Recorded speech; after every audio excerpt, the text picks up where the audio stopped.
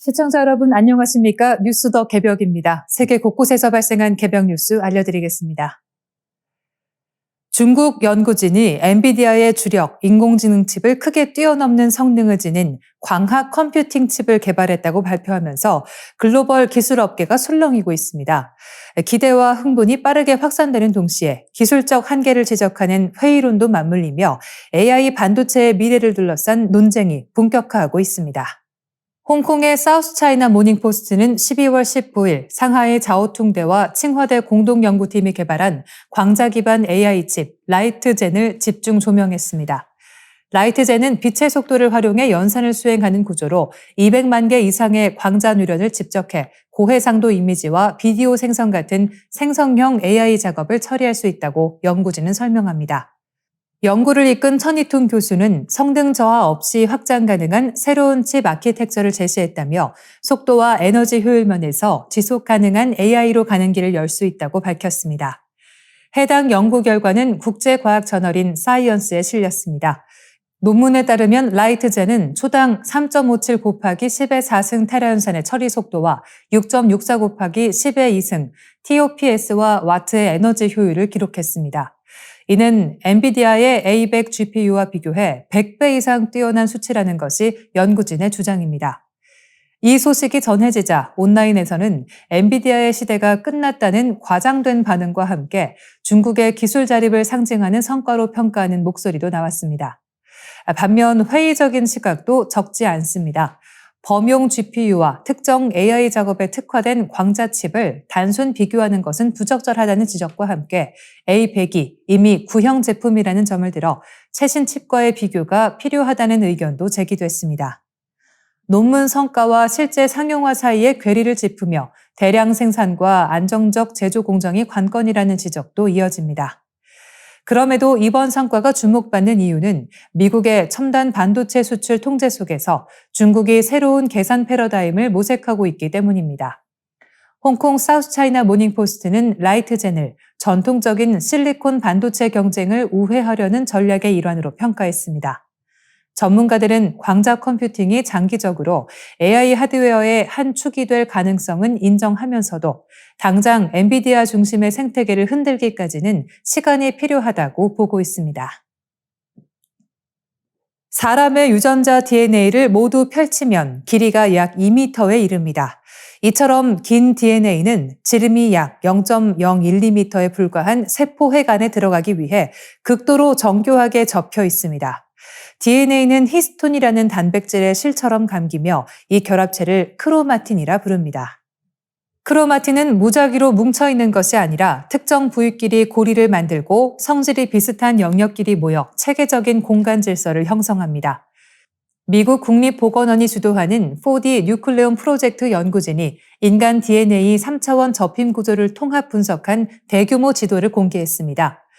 미국, 중국, 독일, 영국 등 8개국 연구진이 참여한 이번 연구는 세포핵 속 DNA의 입체적 배치와 시간에 따른 변화를 추적한 결과로 국제학술지 네이처에 실렸습니다. 연구팀은 인간 배아줄기 세포와 섬유화 세포를 대상으로 여러 측정 기법을 결합해 분석한 결과 세포 유형별로 14만 개가 넘는 크로마틴 고리를 확인했습니다. 단일 방법으로는 포착이 어려웠던 구조들이 복합 분석을 통해 드러난 것입니다. 이 고리들은 6가지 유형으로 나뉘었으며 유전자 발현 준비 단계와 실제 발현 단계에 각각 다른 역할을 하는 것으로 나타났습니다. 특히 CTCF 단백질이 결합한 고리는 유전체 구역의 경계 역할을 수행했습니다. DNA의 접힘 구조는 유전자 발현과 밀접하게 연결돼 있었습니다.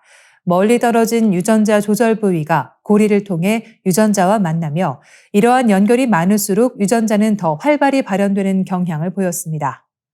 모든 세포에서 필수적으로 작동하는 하우스키핑 유전자 역시 다양한 조절 부위와 연결돼 있었고 세포 종류에 따라 연결 양상이 달랐습니다. 이는 안정적인 유전자 발현을 뒷받침하는 구조적 장치로 해석됩니다. 또한 DNA가 세포핵 어디에 위치하느냐도 중요했습니다. 이 핵 중심부와 핵 스페클 주변에 위치한 유전자는 활성이 높았고 핵 가장자리에 붙은 유전자는 상대적으로 비활성화되는 경향을 보였습니다. 같은 세포 유형이라도 개별 세포마다 접힘 구조에는 차이가 있었으며 이는 유전자 반응의 다양성을 설명하는 단서로 제시됐습니다.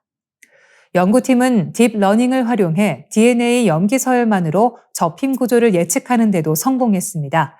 실제 측정 결과와 유사한 패턴이 재현되면서 선천성 기형이나 암과 관련된 DNA 구조 이상을 분석하는 새로운 길이 열렸다는 평가입니다. 연구진은 앞으로 정상세포와 질병세포의 구조를 비교해 정밀한 질병 메커니즘 규명에 나설 계획입니다.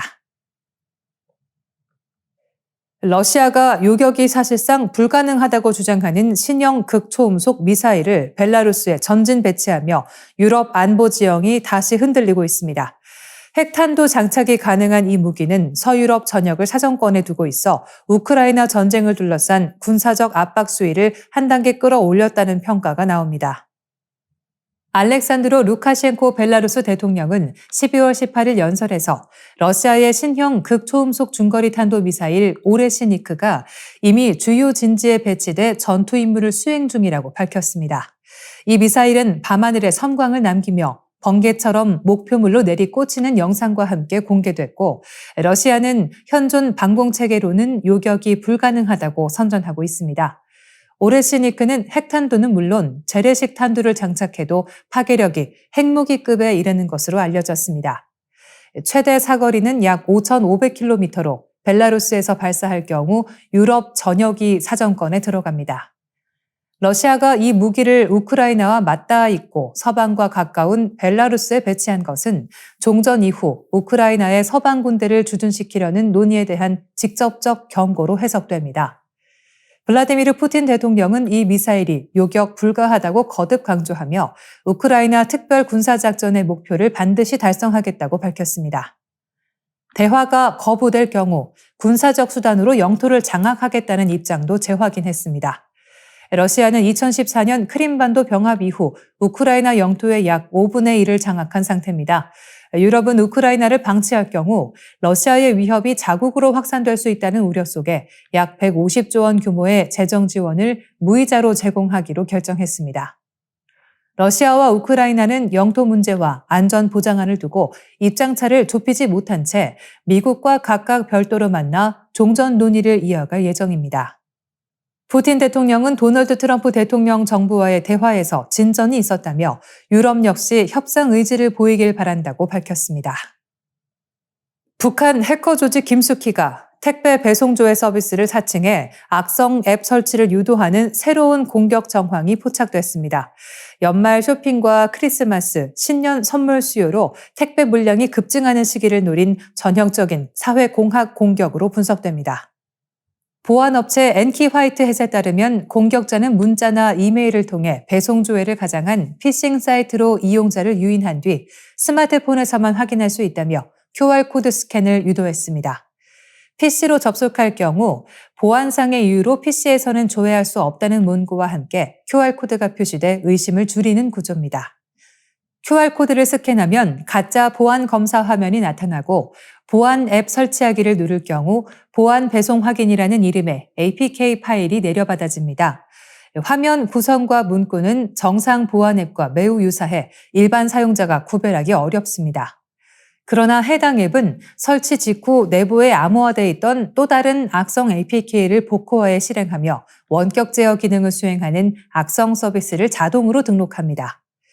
분석 결과 이 악성 코드는 파일 접근, 문자 수, 발신, 통화 기록, 위치 정보 수집은 물론 키로깅, 오디오 녹음, 카메라 제어까지 가능한 고위험 원격 제어 악성 코드로 확인됐습니다. 최대 57개의 명령을 수행할 수 있어 스마트폰 하나가 사실상 해커의 원격 통제 아래 놓이는 셈입니다. 연구팀은 이번 공격을 김숙희의 소행으로 판단했습니다. 악성 앱과 통신하는 서버 인프라가 과거 김숙희가 사용했던 국내 포털 로그인 피싱 캠페인과 다수 공유됐고 서버 내부에서 이 조직의 특징으로 알려진 문자열도 확인됐기 때문입니다. 악성 코드와 유포 사이트 곳곳에서 한글 주석과 오류 문구가 발견된 점도 근거로 제시됐습니다. 보안 전문가들은 출처가 불분명한 문자나 이메일의 QR코드 스캔을 자제해야 한다고 강조합니다. 앱 설치 시에는 서비스 목적과 무관한 과도한 권한을 요구하는지 반드시 확인해야 하며 파일 접근이나 전화, 문자 권한을 초기부터 요구한다면 의심해야 합니다. 스마트폰이 개인의 재산과 사생활을 모두 담은 움직이는 금고가 된 만큼 최소 권한 원칙을 생활화하는 것이 무엇보다 중요하다는 지적입니다. 이상으로 뉴스 더 개벽 마치겠습니다. 시청해주셔서 고맙습니다.